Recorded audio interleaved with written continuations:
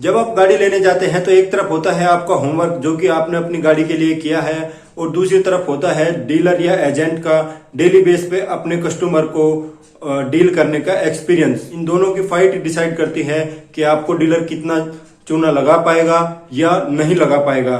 तो अगर आपका होमवर्क कम है या आपको नॉलेज कम है तो इसका फायदा डीलर जरूर उठाएगा और आपको चपत जरूर लगाएगा। तो स्वागत है आपका मेरे चैनल में जिसका नाम है इंजीनियर खोपड़ी। तो लाइन बाय लाइन हम ये डिस्कस करेंगे कि कौन कौन सी लाइन बिल में जोड़ी गई है वो सही है और कौन कौन सी लाइन ऐसी है जो कि मुनाफा कमाने के लिए अलग से जोड़ी गई है। तो सबसे पहले जो लाइन आती है वो है आपकी गाड़ी की कीमत। तो देखिए, आप चाहे किसी भी कंपनी की गाड़ी खरीद रहे हैं तो कंपनी डिसाइड करती है। फॉर एग्जांपल मान लेते हैं कि 5 लाख की कंपनी ने बेस वैल्यू निर्धारित की है।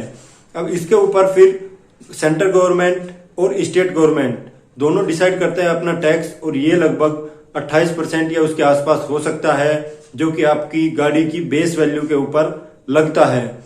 अब इसके बाद नंबर आता है आपकी गाड़ी के इंश्योरेंस का। इंश्योरेंस आपकी गाड़ी की बेस वैल्यू के ऊपर निर्भर करता है। अगर बेस वैल्यू ज्यादा है तो ज्यादा होगा, कम है तो कम होगा। इसी के साथ ही आप उसमें डिफरेंट प्लान होते हैं, आप कौन सा सेलेक्ट कर रहे हैं उस पर भी डिपेंड करता है। तो अगर हम इस केस की बात करें जिसमें कि बेस वैल्यू 5 लाख है तो इसमें इंश्योरेंस की वैल्यू होगी करीब 28,000 रुपया। अब इसके बाद आपका आता है आरसी का नंबर। रजिस्ट्रेशन चार्ज जो होते हैं वो हर स्टेट पे अलग अलग हो सकते हैं। ये 6 से लेके जनरली 10% के बीच में होते हैं और ये आपके स्टेट के हिसाब से वेरी करते हैं। तो अगर हम इस केस की बात करें जिसमें कि बेस वैल्यू 5 लाख है तो इसमें आपका रजिस्ट्रेशन चार्ज वो होंगे करीब 34-35 हजार रुपया के आसपास। अब बात आती है आपके दो छोटे छोटे चार्ज और होते हैं। आपको पता है कि आजकल ट्रांसपोर्ट पॉलिसी के तहत high security number plate mandatory कर दिया गया है, वो आपको लगाना ही लगाना है। तो हाई सिक्योरिटी नंबर प्लेट का जो चार्ज होता है वो करीब 250 रुपीज होता है, ये भी आपको मैंडेटरी पे करना होता है। इसके बाद एक होता है फास्टैग। टोल पे आप बिना रुके पार हो सके इसके लिए अभी ट्रांसपोर्ट अथॉरिटी ने ये डिसाइड किया है कि सभी गाड़ियों पे फास्टैग कंपलसरी होगा। तो जब आप अपनी गाड़ी का रजिस्ट्रेशन कराते हैं तभी आपकी गाड़ी के ऊपर फास्टैग स्टिकर लगा दिया जाता है। इस फास्टैग स्टिकर की कीमत करीब 350 रुपया होती है। तो ये तो थे ऐसे चार्ज जो आपकी गाड़ी में मैंडेटरी लगने ही लगने हैं। इसके बाद अगर आप ऐसा व्हीकल लेते हैं जो कि आपको कमर्शियल यूज के लिए प्रयोग करना है, उसका आप कमर्शियल यूज करोगे, येलो नंबर प्लेट कह लो या आप ये कह लो कि वो भाड़े पे चलेगा, तो ऐसे वाहन में 2 डॉक्यूमेंट और जुड़ जाएंगे, आपके 2 चार्ज और जुड़ जाएंगे।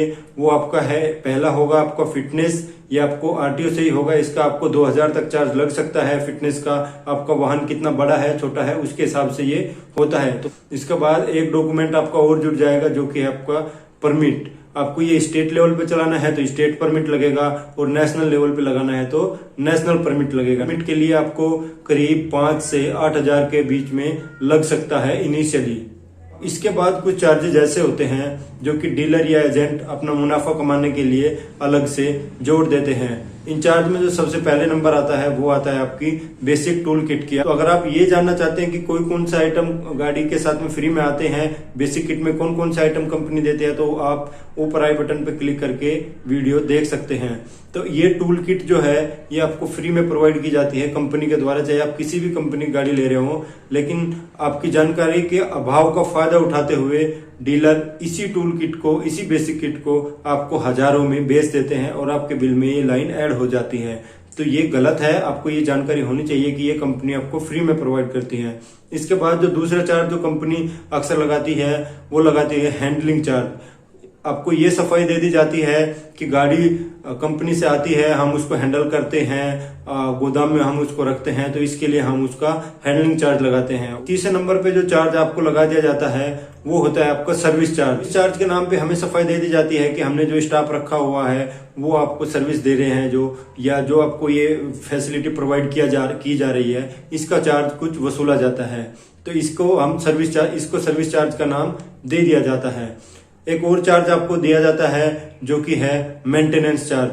ये सफाई आपको दे दी जाती है कि जो गाड़ी आती है 3-3 महीने या 6-6 महीने हमारे पास गोदाम में रखी रहती है, उसको डेली साफ करना है, उसमें हवा भरनी है या कुछ ऐसा मिनिमम मेंटेनेंस होता है जो कि हमें करना होता है, तो उसका भी चार्ज हमें वसूलना होता है। ये भी सफाई दे दी जाती है और आपको ये मेंटेनेंस चार्ज आपके बिल में जोड़ दिया जाता है।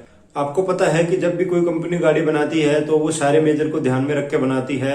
वो उसमें नीचे की साइड में, चेसिस की साइड में जो रिक्वायर्ड कोटिंग होती है या रबर पेंट होता है वो करके देती है, लेकिन आपको अलग से चूना लगाने के लिए आपको ये देते हैं कि हम ये कोटिंग कर देंगे, टेफ्लॉन कोटिंग कर देंगे या दूसरी कोटिंग कर देंगे, और उसके नाम पे एक लाइन आपके बिल में जोड़ दी जाती है, जो कि गलत होता है। कंपनी ऑलरेडी ये कोटिंग करके दी होती है, आपको एक्स्ट्रा कहीं से भी अलग से ये कोटिंग कराने की आवश्यकता नहीं होती है।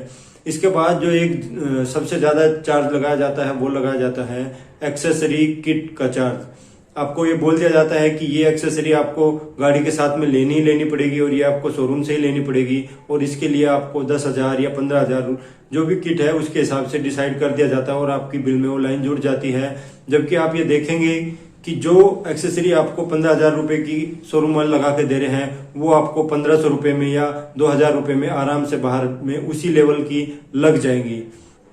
तो ये बहुत सारे चार्जेस ऐसे होते हैं जो कि बिल्कुल फिजूल होते हैं, जो कि अलग से मुनाफा कमाने के लिए आपके बिल में ऐड कर दिए जाते हैं। ये कोई भी मैंडेटरी या कंपलसरी नहीं है, आप इनको डिनाई कर सकते हैं। और अगर कोई एजेंट या कोई डीलर इसको मना करता है तो आप उसकी शिकायत उस कंपनी में जिसका कि वो है गाड़ी बेच रहा है उस कंपनी में नेट से उसका नंबर लेके उस कंपनी में उसकी शिकायत कर सकते हैं। आप वहां मेल कर सकते हैं कि ऐसे ऐसे हमसे एक्स्ट्रा चार्जेस वसूले जा रहे हैं आपकी गाड़ी के नाम पे। तो अगर आपको आज की मेरी वीडियो इन्फॉर्मेटिव लगी है तो मेरे चैनल को सब्सक्राइब करें और अपने रिएक्शन और व्यूज कमेंट सेक्शन में जरूर बताएं। मेरे साथ बने रहने के लिए धन्यवाद।